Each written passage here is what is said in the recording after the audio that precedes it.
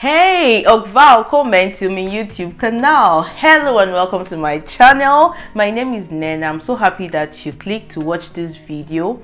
And today I'll be talking about the steps to apply for a residence permit to study or to live in Sweden. Now this video is very timely because I'm uploading this video on the 5th of April 2022, and on the 7th of April, just 2 days away, Sweden will be releasing the list of successfully admitted students to Sweden for fall 2022, and on the 13th the list for the bachelor students would also be announced. I'm so excited about this. For my subscribers, I know a lot of you that applied, and I'm really looking forward to your success story. If you're watching this video after the list is out, please drop a comment and let me congratulate you. Tell me your university and tell me the city which you're going to be studying in here in Sweden, and I'll give you a shout out. Now let us go into the video proper. First of all, you need to know that unlike some countries, Sweden does not give a visa. If you're going to be studying for more than 3 months, more than 90 days, Sweden offers a residence permit to students from their home country.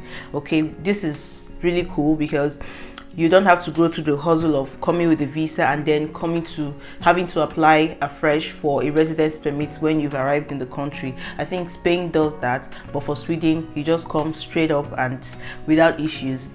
So there are 5 standard requirements that you need before you begin your application to the Swedish migration website, which I'll put up here. Number 1 is your international passport. Number 2 is the fact that you must have been admitted to study in a Swedish university. Number 3 is the fact that you must have paid the possible tuition payment of your school fees before you come here. For Sweden, they pay in installments. If you're studying for 1 year, you're going to make 2 installments. The first after you've gained admission, and the second towards the end of the year. If you're coming for fall 2022, it will probably be in late November or December 2022 that you get to pay your next installment. If you're studying for 1 year, same. If you're studying for 2 years, you have 4 installments. The first one before you apply for your permit, the second one towards the end of the year, and then it follows again the following year. Number 4 is that you need to show that you're able to support yourself financially for the period that you're going to be studying in Sweden. And finally, you need insurance. Now I will dive into details for all of this. Number 1 is your international passport. Yes, from wherever country you're coming from as an international student, you need your international passport to apply for a residence permit. Now on the Swedish migration website, you will see a sample of what it should look like, or what the scanned copy of your passport should look like, and then you follow that guidance. Something that's important to note here is that you cannot be given a residence permit longer than the validity of your international passport. For example, if you have an international passport that's going to expire in like 6 months or 1 year, assuming, you cannot get a residence permit for more than 6 months. If yours is going to expire in like 1 year, you cannot get a residence permit for more than 1 year. So you have to check that, and you have to renew your passport before you apply if you have such situations. And if you're coming with your family, you should know that you also have to upload copies of their passport if you're applying for them at the same time that you're applying. I'm talking about family because some of my subscribers have been complaining a lot that I don't refer to families. I'm sorry about that. I'll try to put that into consideration for my subsequent videos, and I'll make reference to that and talk about too, and I just did right now. So if you're coming with your family, prepare their international passports. If you're applying together at the same time, you also have to upload copies of their international passports. Moving on to the next one, you need to show proof that you have been admitted to study in a Swedish university. Yes, so once you've been admitted, your school sends out an admission letter to you. Now I will discuss the insurance together with the admission letter, because most universities in Sweden offer insurance for their students, so that way you don't need to purchase any additional insurance. So you need to confirm this from your universities, but to the best of my knowledge, most schools provide this insurance for their students. So your admission letter could also serve as a proof of insurance when you're making your application to the Swedish migration. Now to the meat of the issue, the real deal, the proof of funds or your maintenance fees. That's you showing your living expenses for the period you're going to stay in Sweden. Now, from the Swedish migration website, as of 1st of January 2022, you need to have at least, meaning that if you have more than that to show, that's perfect, but the minimum you have to show, the standard, the basis that they give you for, or they expect that you should have every month as a student, is 8,694 Swedish crowns per month. If you're coming with your family, you as a principal applicant, you should have the amount I mentioned, 8,600, and if you have a partner, a wife, or your partner in Sweden, yes, I need to mention this. In Sweden, you're allowed to come with your partner, provided you can prove your relationship, that you guys probably stay in the same address, you guys are cohabiting, is it right? Yes, you guys are partners. If you're able to show that the both of you are partners, then you can move with your partner. If you have a wife and kids, you can also move with them, but for you to do that, you have to show proof of funds for them. As a principal applicant, you have 8,600 and above per month.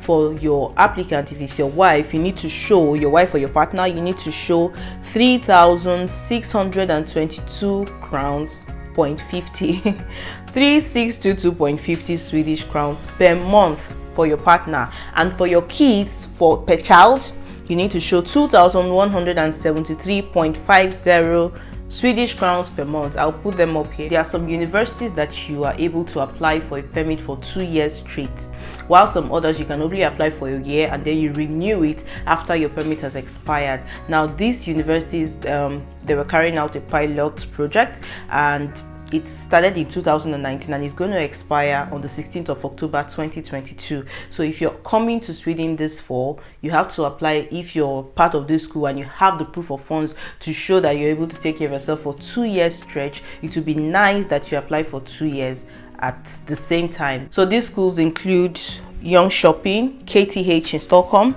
Linnaeus, I'm sorry I didn't pronounce that, but I'll put the spelling up here, Lund University and Umeå University. So the 5 of them.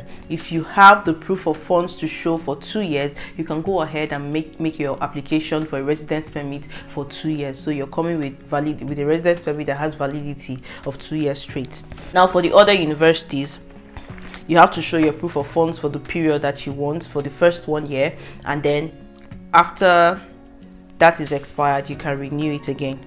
I would also like to mention that depending on when you apply for your permit, there are some persons that maybe have difficulties applying early, and then maybe it runs into late October or November or late November. If you are in that position and then the period for you to make the payment for the second installment is very close, it will be wise that you also show proof of your next installment payment in your proof of funds. That way you're safe. Okay, another common question that I know I'll get is, can you use a sponsor's bank account for your proof of funds?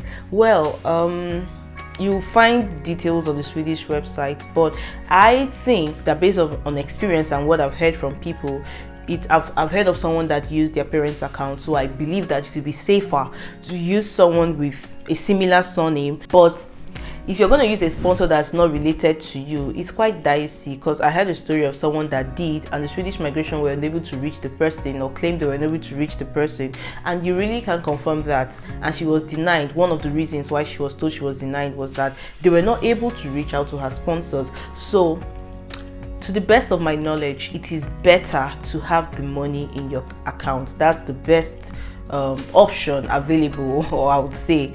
Another very strange and tricky question that I get a lot is, how long should you have the money sitting in your account for?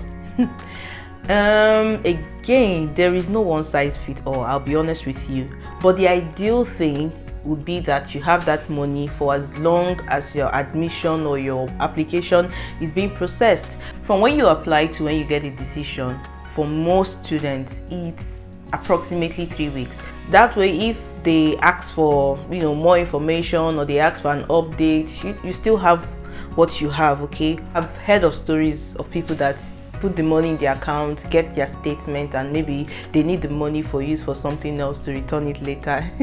If you understand what I mean. So that could also apply, but the ideal thing is that the money is in your account for the duration of your application being processed. Okay, at the end of the day, you just have to show them proof that you're able to take care of themselves, and that is what they want to see. So the last on my list is the fact that you are going to pay an application fee when you're done filling the form or filling the application, and this application fee costs 1,500 Swedish krona for adults and 750 crowns for kids, for children. But there are some exemptions to this. If you're a Japanese student, I think if you're an SI scholar, you don't have to make this payment of 1,500. If you are funded or sponsored by funds from the European Union, you won't be required to make the payment of this application fee. When you're filling the form, there'll be a place where it will pop up and they will ask you, are you funded by the EU or affiliated in any way to this? Are you from Japanese? If you pick that at the end of your application, you will not be prompted to make any payment. But if you're not in that shoe, you have to make that payment. There are different ways to make this payment.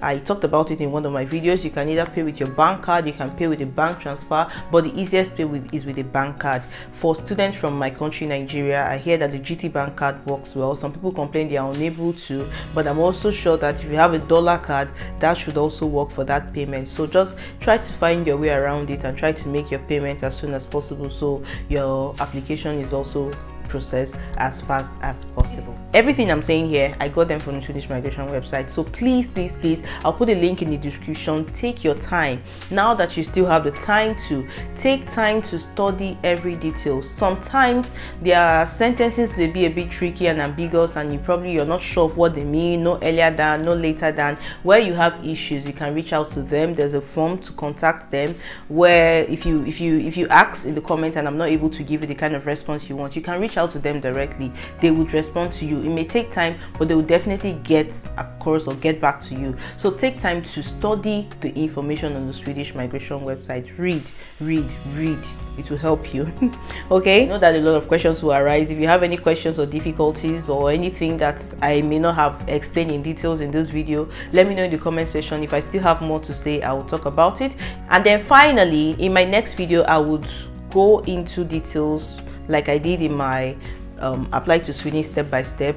On the website, I'll do like a sample application from start to finish so that we get acquainted with it, because the truth is there's some questions you will see that when I saw them, it was a bit complicated for me. I had to ask someone, okay, what exactly do they mean here? You know, if you're making this application, you don't want to make the slightest mistake. You don't want to hear, bam, they reject my application, bam. Though Sweden is not like that. If they have anything that is not clear, they would reach out to you, tell you, okay, you have an incomplete information, get back to us. They won't just deny it. Sweden, they'll get back across to you. This is not clear. Can you provide more information? Your bank account or the money in your account is not enough. Can you top it up? And at the end of the day, things are not as complex for Sweden if you just follow instructions and do the right thing. Okay, so I'm going to be ending this video here. Remember again, my dear subscribers, when you get the notification of your admission, please let me know. I want to celebrate with you, and congratulations in advance. So until then, I will see you in my next video. Thank you for sticking with me to the end.